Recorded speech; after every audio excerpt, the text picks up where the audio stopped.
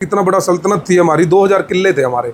मेरी दादी कहती होती थी कि जब जहाँ तक आप देखते थे हम देखते थे, जहाँ तक वहाँ तक हमारी ज़मीन थी। इतना बड़ा हमारा सल्तनत, इतनी बड़ी हमारी जायदाद ज़मीनें थी। बताया 10 के 10 गुरु खत्री थे।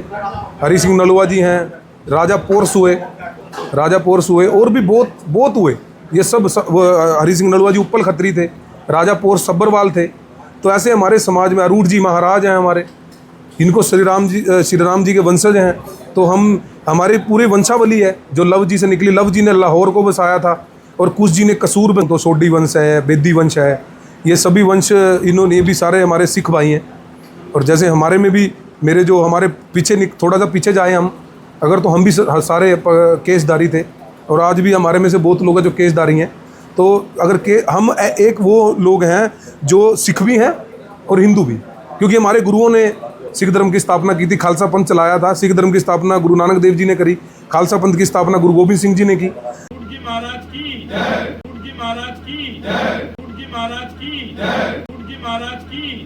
दोस्तों मेरे साथ हैं शेरू विग जी। शेरू जी नमस्कार। नमस्कार भाई, स्वागत है आपका हमारे चैनल पर।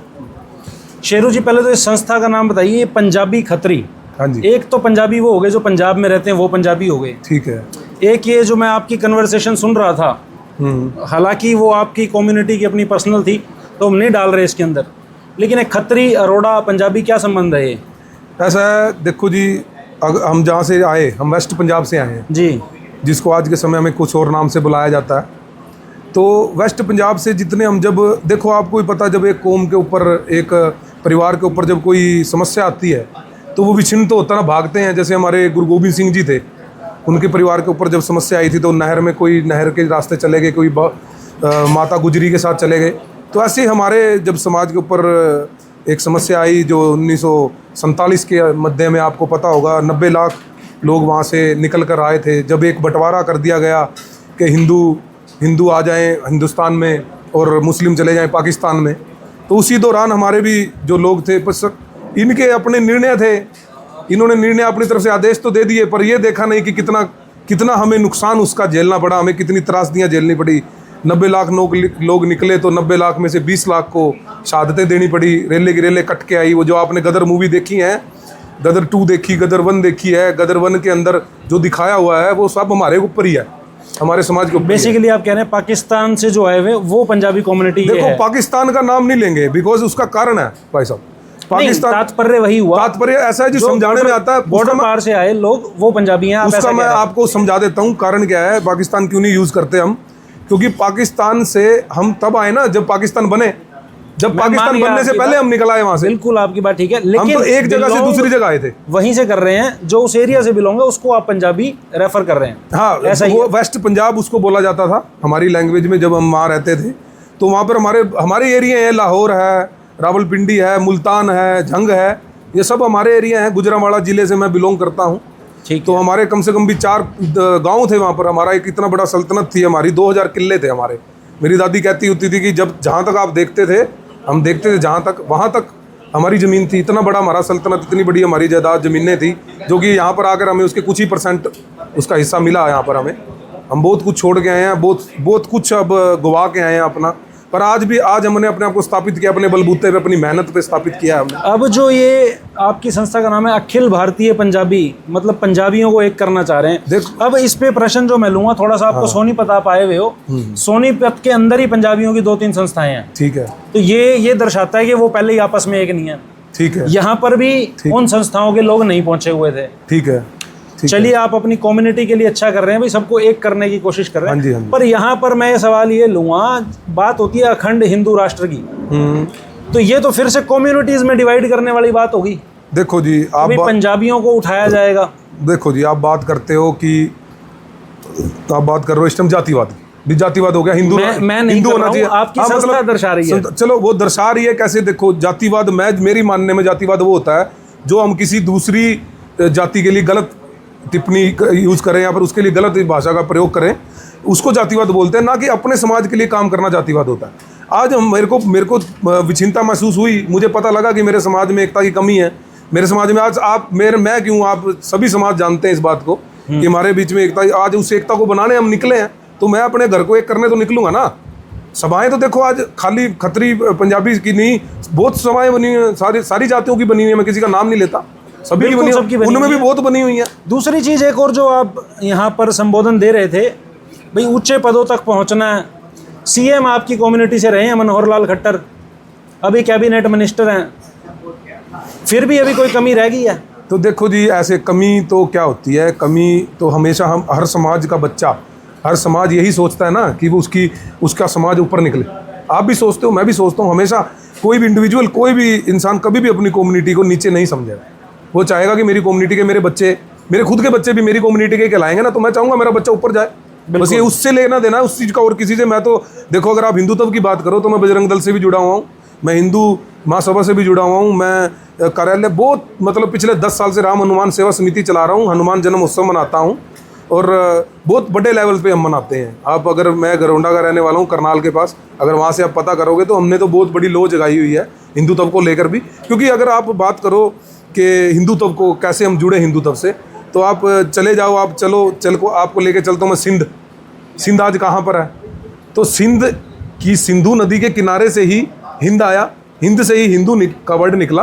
तो जो वो सिंध के किनारे, उस नदी के किनारे जो लोग रहते थे वो हम ही थे, ठीक है। तो वहीं से ही हिंदू तो भगवा की स्टार्ट हुई है, जो हम ही हिंदू हैं। और हम अगर कोई हिंदू की बात करें तो हम पहले नंबर पे हिंदू हैं, बाद में हमारी कास्ट है। ये मेरे विचार हैं, पर्सनल विचार। चलिए, ये हो गई थोड़ी सी कटाक्षवादी जो होती हैं बातें। अब आते हैं मुद्दे पर। क्या उद्देश्य है आपकी संस्था का, क्यों आज सोनीपत पहुँचे हो आप? हमारी संस्था का उद्देश्य भाई साहब ये है कि जो हमारे बच्चे हैं, हमारी आने वाली पीढ़ी है, जैसे आज हमारी पीढ़ी, आज हमें उनको जगाते हुए देखो, हमें असलियत में जो हमारे लोग हैं, मेरे को कहने में कोई शर्म नहीं है, हमारे बच्चों को, हमारे जो खुद के समाज के लोगों को अपने बारे में इतना पता नहीं। जैसे कि आपको मैंने बताया 10 के 10 गुरु खत्री थे, हरि सिंह नलवा जी हैं, राजा पोर्स हुए और भी बहुत हुए। ये सब हरि सिंह नलवा जी उपल खत्री थे, राजा पोर्स सब्बरवाल थे। तो ऐसे हमारे समाज में अरूढ़ जी महाराज हैं हमारे, इनको श्री राम जी के वंशज हैं। तो हमारे पूरे वंशावली है जो लव जी से निकली। लव जी ने लाहौर को बसाया था और कुश जी ने कसूर बसाया था। एक 5000 साल पुराना मंदिर है जो वो भी आज भी वो भी वहाँ ही है। और प्रहलादपुरी जिसको बोलते हैं, मुल्तान है, उसको प्रहलादपुरी के नाम से जाना जाता था, उसको कश्यपपुरा के नाम से जाना जाता। कश्यप ऋषि के जिन्हों के हमारे गोत्र हैं कई काफ़ियों के, जिसमें कश्यप गोत्र मिलता है। मेरा जो खुद का गोत्र है वो भारद्वाज गोत्र है। तो हमारे को अपने बारे में इतना पता नहीं, गोत्रों के बारे में पता नहीं है, तो आज हम निकल रहे हैं बताने इस चीज़ को। चलिए, कन्वर्सेशन को ज़्यादा लंबा ना लेके जाते हुए इस वार्तालाप को, आखिरी प्रश्न मैं एक लूँगा। आपने बात करी जब गुरुओं की, तो एक खालिस्तान शब्द है आज के समय में। अमेरिका और कनाडा से ऑपरेट किया जाता है चीज़ों को। तो आप कह रहे हैं कि जो गुरु हैं, सिख गुरु, वो सारे खत्री हैं, लेकिन वो कहते हैं सिख जो है वो हिंदू धर्म से ही बिलोंग नहीं करते। एक मानसिकता है, एक पार्ट है, सब एक जैसे नहीं है, पर कुछ है। बिल्कुल। आप उसमें क्या कहते हैं? देखो जी, अगर आपको मैं बात बताऊं तो सोडी वंश है, बेदी वंश है, ये सभी वंश, इन्होंने, ये भी सारे हमारे सिख भाई हैं। और जैसे हमारे में भी, मेरे जो हमारे पीछे थोड़ा सा पीछे जाए हम अगर, तो हम भी सारे केसधारी थे और आज भी हमारे में से बहुत लोग हैं जो केसधारी हैं। तो अगर हम एक वो लोग हैं जो सिख भी हैं और हिंदू भी, क्योंकि हमारे गुरुओं ने सिख धर्म की स्थापना की थी, खालसा पंथ चलाया था। सिख धर्म की स्थापना गुरु नानक देव जी ने करी, खालसा पंथ की स्थापना गुरु गोबिंद सिंह जी ने की। तो जो ऐसे तत्व हैं, मेरा उनसे कोई लेना देना नहीं है। बिकॉज जहाँ देश की बात आए, एकता की बात आए, तो मैं अपने देश का हूँ। सबसे पहले मैं हिंदुस्तानी हूँ, हिंदुस्तान का हूँ। तो हम अपनी एकता में बल को ही सबसे पहले, अभी आपको मैंने बताया है कि पहले हम हिंदू हैं, उसके बाद हम जो भी हैं। तो हम सबसे पहले अपने हिंदुस्तान का मुद्दा उठाते हैं, सबसे पहले हम हिंदुस्तानी हैं। अखंड हिंदू राष्ट्र का समर्थन करते हैं आप? अखंड हिंदू राष्ट्र, देखो जी, हमारे यहाँ पे विभिन्नताएं हैं। जो लोग, बहुत से ऐसे लोग हैं जो हमारे और भी कम्युनिटीज़ हैं यहाँ पर रहती हैं। मेरे कहने का मतलब ये है कि हम सबकी सर्वसम्मति से चलें, सबसे पूछकर, सबसे बात करके अगर हम इस चीज़ को लेकर चलते हैं। आज हमारा एक भी देश नहीं है, हमारा एक देश है शायद अपना नेपाल को हिंदू राष्ट्र बोला जाता है। तो हम देखो, दिल्ली इच्छा तो सबकी होती है अपने धर्म को लेकर कि भाई हमारा ही देश बने, पर देखो हमारे यहाँ पर सेकुलर भी बोल देते हैं हमारे देश को। मैं चाहता हूँ कि सभी बोल नहीं देते जी, सेक्युलर ही है, धर्मनिरपेक्ष देश है, पर वही है, हम सेकुलर देश में रहते हैं। हमें मेरा सवाल सिर्फ इतना ही है, हिंदू राष्ट्र का समर्थन करते हैं आप या नहीं? मेरा हिंदू राष्ट्र से लेकर यही बात को मानना है कि सभी जो हमारे साथ हमारे भाई और भी रहते हैं, उन सबको साथ लेकर हम हिंदू राष्ट्र बनाएं। ये सबसे हमारे लिए ज़रूरी है, और मैं हिंदू राष्ट्र को सर्वप्रिय रखता हूँ। अब जिस तरह से आपने कहा कि मैं सबको लेके हिंदू राष्ट्र बनाना चाहता हूँ, उसी तरह से कल को कोई और व्यक्ति है वो कहेगा जी खालिस्तान बनाना है, जो मेरा प्रश्न था असल में। देखो जी, वो कहते हैं हम खालिस्तान बनाएंगे, ऐसी पाकिस्तान बना, ऐसी बांग्लादेश बना। बिल्कुल बिल्कुल। अब इसके दो ऑप्शन है, तभी या तो आप जोड़ के इकट्ठा कर दोगे, नहीं तो फिर तोड़ दोगे। तभी मैंने वही बात आपसे की ना, तभी मैं चाहता हूँ कि उनकी सबकी सर्व सहमति से हम अगर कर पाएँ वो, क्योंकि हम बहुत से ऐसे भैया भी, आपने बोला सभी एक जैसे नहीं होते, तो बहुत से ऐसे भैया जो चाहते हैं, बिकॉज उनको पता है कि यहाँ पे जो मेजोरिटी है वो हिंदू की है, और हिंदुस्तानी आज से हमारा हिंदुस्तान नाम दिया जाता है, तो वो भी हमारा इस चीज़ में साथ देंगे, हमारी मुहिम में, कि हम हिंदू राष्ट्र बनाने में कामयाब हों। और एक टाइम पे हम चाहते हैं कि हमारा हिंदू राष्ट्र बने, पर सबको साथ लेके, सबकी जितने भी लोग हमारे यहाँ रहते, सबका सम्मान, सभी धर्मों का सम्मान हमें करना है सबसे पहले। सोनीपत के पंजाबियों को क्या संदेश देना चाहते हैं? सोनीपत के भाइयों को, अपने पंजाबी भाइयों को मैं एक ही बात कहना चाहूँगा कि भाइयों, पंजाबी हो, आप खत्री हो, आप अरोड़ा हो, सूद हो, कुकरैन हो, सबसे पहले आप सभी को पता है कि आप खत्री हो, क्योंकि एक ही छत के नीचे, एक ही झंडे के नीचे जब तक हम नहीं आएंगे, हम एक नहीं हो पाएंगे। और आज जो आने वाली जनगणना पे आप सबको मैसेज मैं यही देना चाहूँगा कि आपको एक छत पे आने की ज़रूरत है। आपको आज 8% बताया जाता है हरियाणा में, आप 8% नहीं हो, हमारी जो जनगणना के अनुसार आप 33% हो हरियाणा के अंदर। तो आपको अपनी जो जातिगत कॉलम है, जनगणना कॉलम, उसके अंदर आपने अपनी भाषा पंजाबी और जाति खत्री लिखवानी है।